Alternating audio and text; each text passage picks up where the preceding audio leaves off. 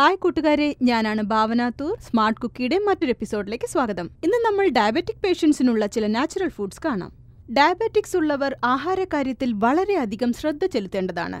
മാത്രമല്ല, മധുരം കഴിക്കാതിരിക്കുന്നത് ബുദ്ധിമുട്ടുള്ള ഒരു കാര്യവുമാണ്. വിഷമിക്കേണ്ട, ഇന്ന് ഞാൻ നിങ്ങൾക്കായി നാച്ചുറലായ ചില ആഹാരങ്ങൾ പറഞ്ഞുതരാം. അവ വിശപ്പ് ശമിപ്പിക്കുക മാത്രമല്ല, വളരെ ടേസ്റ്റിയുമാണ്. ഇത് നിങ്ങളുടെ ആരോഗ്യത്തിന് വളരെ നല്ലതുമാണ്. ആദ്യമായി നമ്മൾ കാണാൻ പോകുന്നത് ആപ്പിളിനെ കുറിച്ചാണ്. ഇതിൽ കലോറി വളരെ കുറവാണ്, കാർബോഹൈഡ്രേറ്റും ഉണ്ട്. ഇത് നിങ്ങൾക്ക് വളരെ നല്ലൊരു സ്നാക്ക് ആയിരിക്കും. ഇതിൽ ഫൈബറും വിറ്റമിൻസും ആന്റി ഓക്സിഡന്റ്സും ഉണ്ട്. സ്നാക്ക് ബ്രേക്കിൽ ചിപ്സ് പാക്കറ്റിനെയും ചോക്ലേറ്റ്സിനെയും ആശ്രയിക്കാതെ ഒരു ആപ്പിൾ മാത്രം കഴിക്കുക. ആരോഗ്യത്തിന് വളരെ നല്ലതായിരിക്കും. അടുത്തതായി നമ്മൾ കാണാൻ പോകുന്നത് ചീരയാണ്. ഇത് വളരെ നല്ലൊരു ഫുഡാണ്. ഇതിൽ കലോറിയും കാർബോഹൈഡ്രേറ്റും കുറവാണ്. പ്രമേഹ രോഗികൾക്കും വളരെ നല്ലതായിരിക്കും. ചപ്പാത്തി ഉണ്ടാക്കുമ്പോൾ അതിൽ കുറച്ച് ചീരയും ചേർക്കുക. ചപ്പാത്തിയിലുള്ള എണ്ണയുടെ അംശം നിങ്ങളുടെ ശരീരത്തിന് ഗുഡ് ഫാറ്റായി ചീര മാറ്റുന്നതാണ്. അടുത്തതായി നമ്മൾ കാണുന്ന വെജിറ്റബിൾ വില കുറഞ്ഞതും എളുപ്പത്തിൽ ലഭിക്കുന്നതുമാണ്.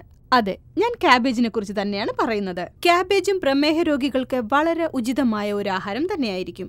ഇതിൽ വൈറ്റമിൻ സിയും പിന്നെ കെയും വളരെ കൂടുതലായി ഉണ്ട്. അതുകൊണ്ട് ഇത് സൂപ്പ് വെച്ച് കഴിക്കുക, അല്ലെങ്കിൽ പറാട്ടയോടൊപ്പം ചേർത്തും കഴിക്കുക. അടുത്തതായി പ്രമേഹ രോഗികൾക്കുള്ള മറ്റൊരു നല്ല വെജിറ്റബിൾ ആണ് വെണ്ടയ്ക്ക. ആരോഗ്യത്തിനും വളരെ നല്ലതാണ്. നമുക്ക് എളുപ്പത്തിൽ ലഭിക്കുന്ന ഈ വെണ്ടയ്ക്കയിൽ സോളിബിൾ ഫൈബർ കൂടുതലായുള്ളതുകൊണ്ട് പ്രമേഹത്തിന് നല്ലതാണ്. ഇനി നിങ്ങൾ സാമ്പാർ ഉണ്ടാക്കുമ്പോൾ വെണ്ടയ്ക്ക ചേർക്കുവാൻ ഒരിക്കലും മറക്കരുത്. അത് കൂടുതൽ ടേസ്റ്റ് നൽകുന്നു. അടുത്തതായി നമ്മൾ കാണാൻ പോകുന്നത് പിയറിനെ കുറിച്ചാണ്. ഇതിൽ പൊട്ടാസ്യമും ഫൈബറും കൂടുതലാണ്, കാർബോഹൈഡ്രേറ്റ് കുറവാണ്. ഇത് നിങ്ങളുടെ ആഹാരത്തിൽ ദിവസവും ചേർക്കുക. ചീരയോടൊപ്പം ചേർത്ത് കഴിച്ചാൽ നിങ്ങളുടെ വിശപ്പ് മാറുന്നതായിരിക്കും. ഇന്നത്തെ എപ്പിസോഡ് ഇവിടെ തീരുന്നു. ഞങ്ങളുടെ ചാനൽ സബ്സ്ക്രൈബ് ചെയ്യുവാൻ മറക്കരുത്. നമുക്ക് വീണ്ടും കാണാം.